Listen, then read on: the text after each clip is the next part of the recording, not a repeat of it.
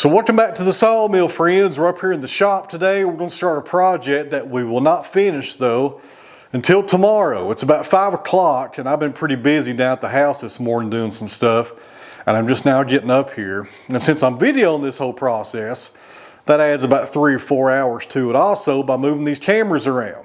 So we won't finish it tonight, but we should get it done in the morning. But this will be one video showing this entire project being completed if everything goes right. Let me show you what we're going to be doing. It's a little tight in here today, guys, with the truck parked up here, but it's going to make it easier to get this done. This is a 40-gallon transfer tank. I bought this on Amazon. Who's it made by? D-E-E-Z-E-E. DZ, I guess that's how you pronounce that. Got this off Amazon. It was about $400, and it's a 40-gallon transfer tank for diesel. We're going to be installing this in the truck today. So in order to install this tank, we're going to take this toolbox and move it about 10 inches toward the tailgate. That way the transfer tank will be right here against the back of the bed. So in order to do that, we got to take these little wing nuts out of the toolbox. And if I remember, I think I'm going to need an Allen wrench to loosen these up. And yep, that's what it takes. Grab our Allen wrenches. I'll get both the measured and the standard. I'm not sure what size is on it. Loosen this up once I figure out what size it is.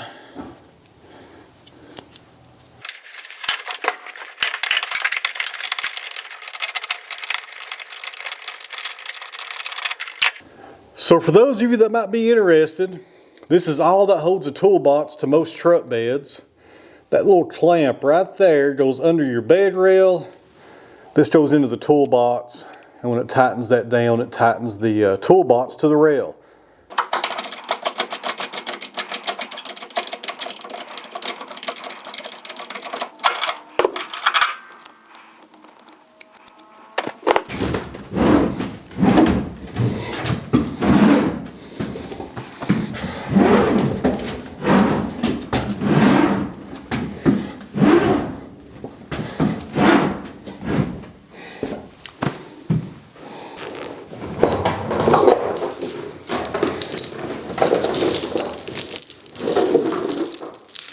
I had no idea there was a chain at the back of this truck bed hiding under this toolbox. I've looked for this chain, but I didn't know this is where it was.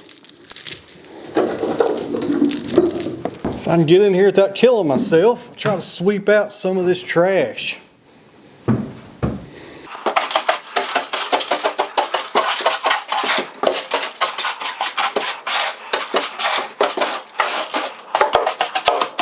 For you guys out there with the toolbox in your truck, it may be a good idea to move your toolbox every once in a while and clean out all the garbage that gets underneath it.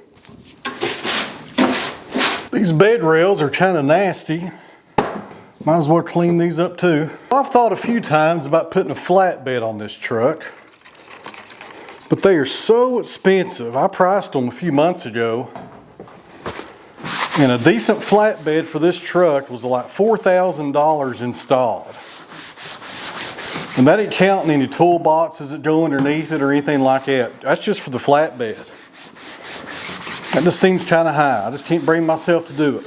Although, I think I'd be pretty happy if I did do it though, but maybe on my next truck, I don't know. See if I can lift that transfer tank over top of the toolbox and put it where it needs to go.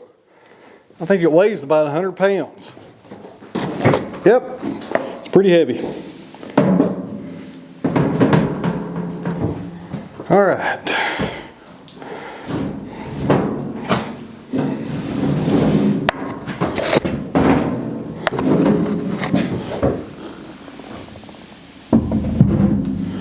There we go. Friends, I have two options, actually three, on how we're going to bolt this to the bed. I've seen some guys just set it down here and put some straps over it and they call it done. I may do that in addition to what we're going to do, but I think it needs some bolts on top of that.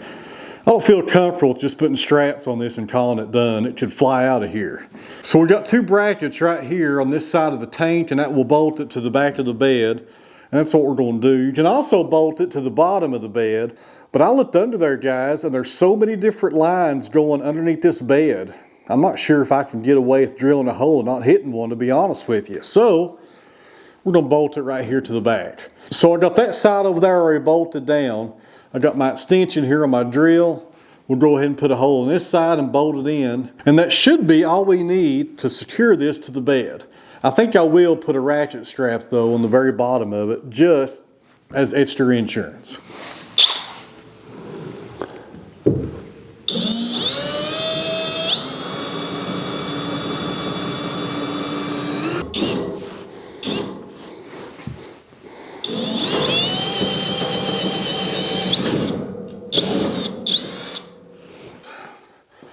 Now we're going to bolt this side to the bed, but before I put the nut on the bolt, I need to put a ground wire on it because you have to ground the pump to the truck bed. There's going to be a large pump that sits right here on top of the transfer tank when it's all said and done.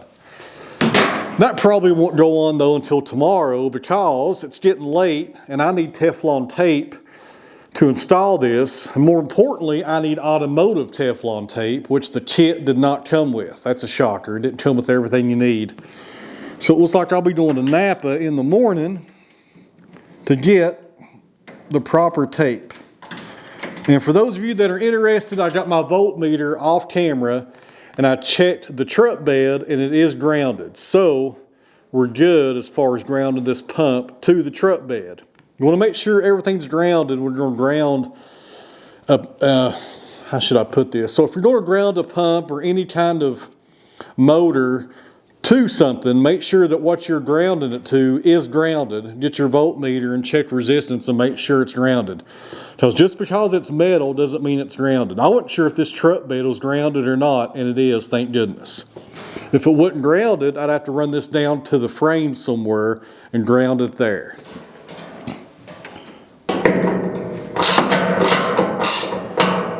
All right, guys, I'm not going to lie about this.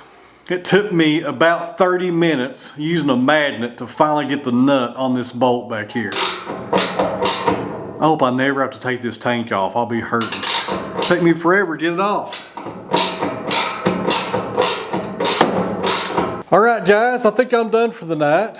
We got the tank mounted to the truck bed. Tomorrow, we'll install the pump and run all the wires up here to the battery on the motor. And we'll do some testing on that. If everything looks okay, we're going to take the truck to the filling station and put 40 gallons of diesel in it. If everything goes right. It should go right. I think I have everything I need for tomorrow. I've been doing some prep work over here on the work table and getting everything ready to go. And I found some Teflon tape for petroleum products, so we don't have to go to Napa in the morning. I was able to look in my drawer right here where my tape is, and I found some for that. All right, guys, I'll see you back here in the morning. Don't go anywhere. This is day number 2 of the transfer tank install. Hopefully we'll get it done today. So the new pump did not come with filters, so I had to order some on Amazon, and luckily they just arrived. So this transfer tank, guys, has 2 different ports. This one right here is on the passenger side of the truck. That's what we'll use to put diesel in the tank. And over here on the driver's side is the other port. This is where the pump is going to be. And it's got a plug in it from the factory, kind of like you would find on a 55-gallon barrel. Let's get this plug out of here. We'll start putting on the pump.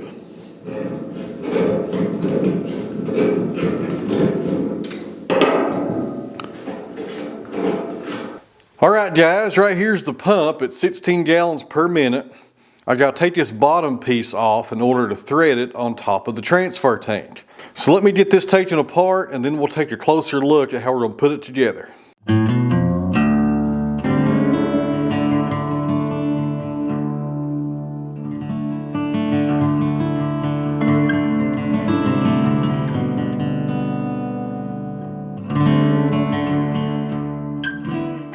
All right, friends, we got that off, but I found something I do not like. All that paint on the threads. That's going to interfere with threading this onto the tank. And there's a chance this paint could chip off and get into the fuel system of one of our machines, and we definitely don't want that. So we'll put that on the wire wheel and see if we can get most of it off.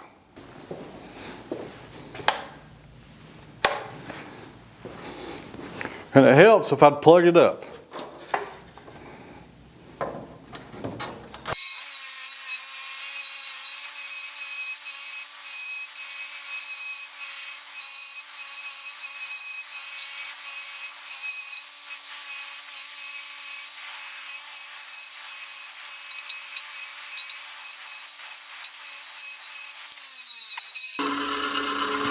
There we go. That looks a whole lot better.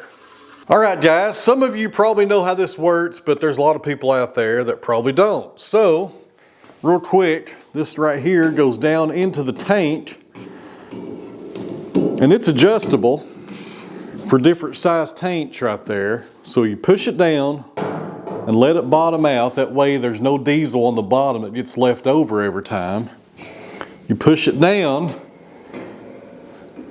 and it will stop because, I need to show this as well to make more sense. This piece that we just cleaned off will thread right there on top of that nipple. And then these outer threads that we just cleaned will thread into the tank. So you'll thread this in first, then you'll push this down until these threads line up with these threads and tighten it in, and that part's pretty much done. All right, friends.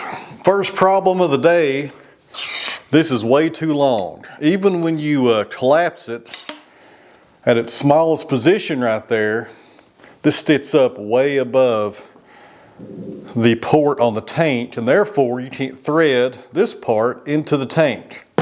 But it's an easy fix. It's just aggravating because it puts me behind. So we'll extend this out, because we don't want to mess with this part right here, because we want this to stay intact. That's what we use to extend it so it hits the bottom.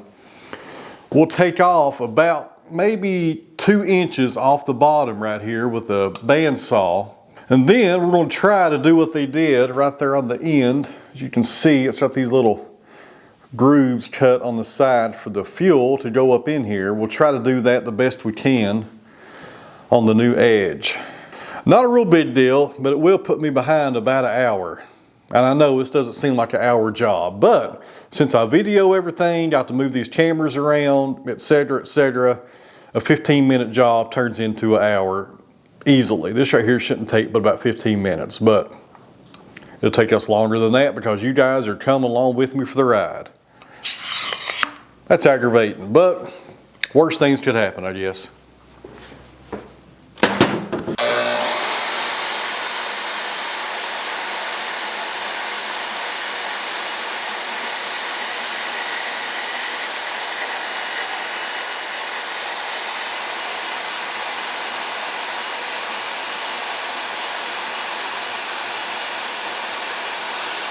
Before we clean this up, let me do a test fit and make sure I took off enough. Pretty sure I did. I probably should have took off another inch. Those threads are just a little proud right there, and I can always make this longer. Let's do one more cut.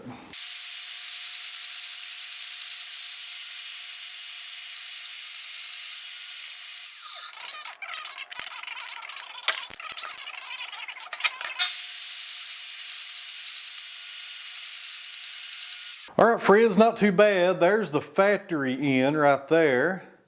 They got 4, I guess you would call that reductions for the fuel to go up in it. I did mine like a triangle, and I made 4 of them, but not too bad. I just freehanded them. I need to clean that one up with a file. I didn't get all the way to the apex of the triangle on that one, but the rest of them look pretty good, not too bad. I'll clean this up with a file and we'll go ahead and start doing our assembly. All right, guys, I went ahead off camera and cleaned this up with the file, and I also flared it out just a little.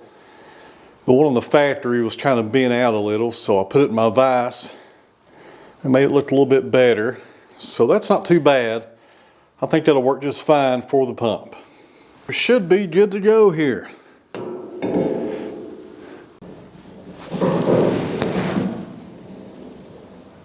whole lot of paint is coming off of this as I assemble it.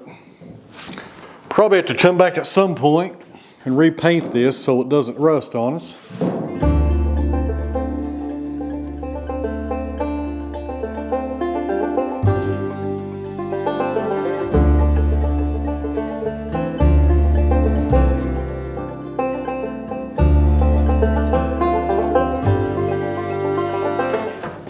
All right, friends, as bad as I hate to do it, we're gonna have to quit for the day. And here's the reasons why. Number one, the new property we bought, the house is for my mother-in-law. She moved in last week. We've been having a lot of trouble out of the heat pump, and I've been down there with the heat pump guy for the past 4 hours, and we finally got it fixed, I hope. It's the second time he's been out in the past few days, so that's where I've been for the past 4 hours, fooling with that thing. The other reason is this pump is good to go, but the filter system that I got that does not match this brand didn't come with the right size pipes. It's a 3/4, it needs to be 1 inch. So I need 2 bushings to reduce it from 1 inch to 3/4 to go into the filter.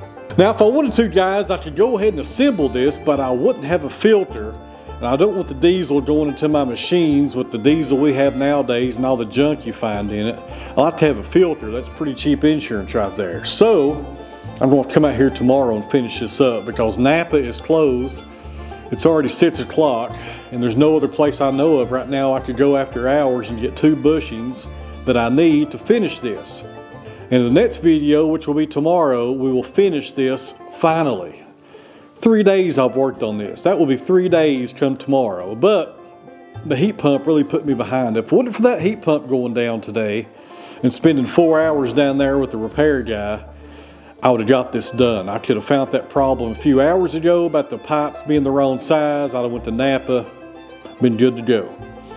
So guys, thanks for watching. I really appreciate it. Sorry we didn't finish the project in this video, but that's the way things happen sometimes and you can't control it. So we'll see you back here tomorrow. We'll finish this up, and we're also going to get the grapple off the trailer and hook it on Mr. Cotto. So should be a pretty good day. It's supposed to have good weather tomorrow, really good weather. So thanks for watching. I'll see you in the next one.